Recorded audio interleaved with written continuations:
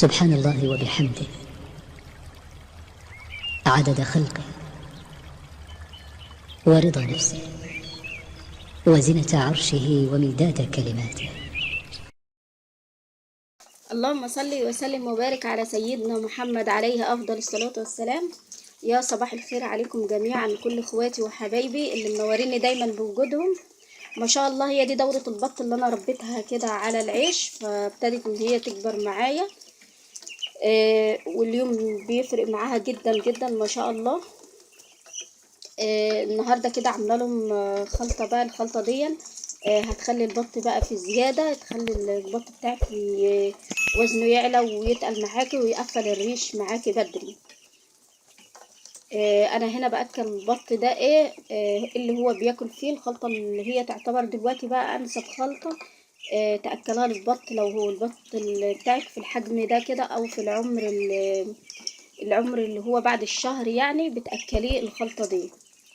انا هنا حاطه لهم بقى حاطه لهم العيش اللي بيكون فايض عندي. لو ما عنديش بشتري لهم عيش. اهم حاجه في تربيه البط ان هو ياكل معاكي عيش.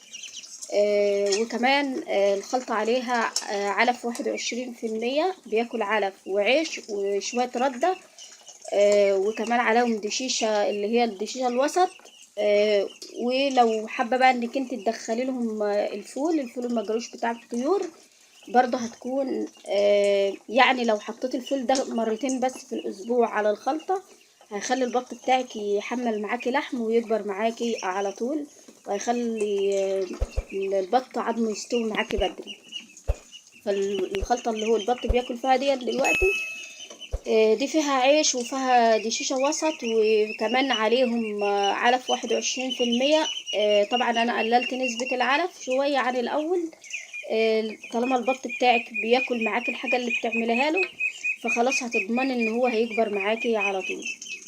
اهم حاجة طبعا ببتدي بها اليوم بتاعي ان انا بغسل السقاية بتاعة البط او العلبة اللي هتحط لهم فيها المية تكون نظيفة كده. وبعد كده خلاص بحط لهم ميه نظيفه، وبعدين بحط لهم الاكل بتاعهم. وطبعا بتلاحظي حركه البطه معاكي وانت بتاكلي الطيور بتاعتك. تاخدي بالك طبعا من الطيور.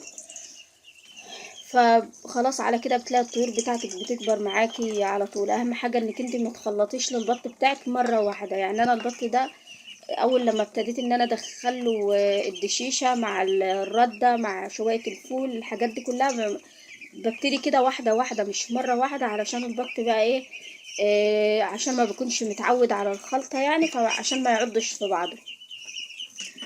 كمان انا بعمل بعد ما البطه بتجيب معايا عمر 35 يوم او 33 يوم، ببتدي ان انا اقص طرف المنقار بتاعها كده، علشان ولا البط يعض في بعضه ولا يجيله افتراس ولا اي حاجه. تعملي كده كل ما بتلاقي كده البط ابتدى ان هو، يعني لو البط بتاعك بيبدأ ان هو ينقر في بعضه كده، هتعملي اول حاجه هتعمليها تقص طرف المنقار بتاعه. طبعا البط ابتدى ان هو يريش ما شاء الله. الديل بتاعه ابتدى ان هو يطلع فيه الريش والصدر البط برضه. فالمرحله دي يعني بتحتاج اهتمام اكتر.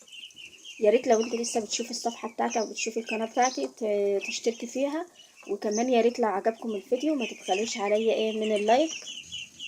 طبعا دي دورة البط اللي انا بصورها معاكم يوم بيوم، علشان علشان تشوفوا الفرق في الحجم البطة بيكون عامل ازاي.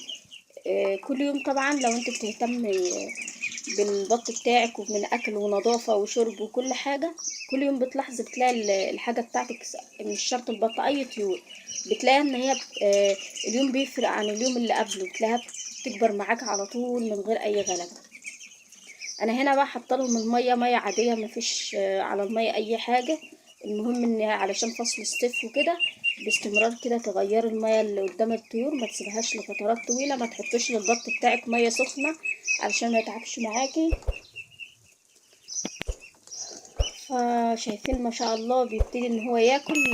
ليه؟ لان البط طبعا انا معوداه من عمره الاسبوع على العيش، كنت باكله وهو عمره اسبوع عيش بعلف، فخلاص انا معوداه على كده.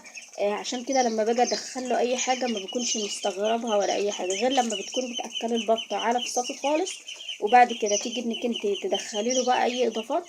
فممكن البط يقعد فترة على ما يتعود كده على الحاجات اللي انت بتعمليها. طبعا غلو الاعلاف خلانا بقينا دلوقتي بنخلق للبط بدري عن الاول كمان. وفي نفس الوقت بيديكي نفس النتيجة ما شاء الله. يعني بط حجمها كويس، بتكبر معاك بسرعة، ما بيحصلش اي حاجة. وبالعكس كمان طعم اللحم بتاعه بيكون مفهوش زفارة ولا في اي حاجة، بيكون طعمه كويس. ليه؟ لانه بياكل دشيشة على عيش على علف على ردة، الحاجات دي كلها على الفول، بيخليه لحمه يستوي وعظمه يستوي بدري. ان شاء الله باذن الله دايما نصور معاكم فيديوهات جديده تستفادوا منها. ويا ريت كده لو انت لسه موجوده معايا لحد الان من الفيديو ولسه ما عملتيش اللايك، بسرعه كده تعملي لايك علشان اعرف ان الفيديوهات بتنال على اعجابكم، فبقوم مشجعه ان انا انزل كل يوم فيديو جديد.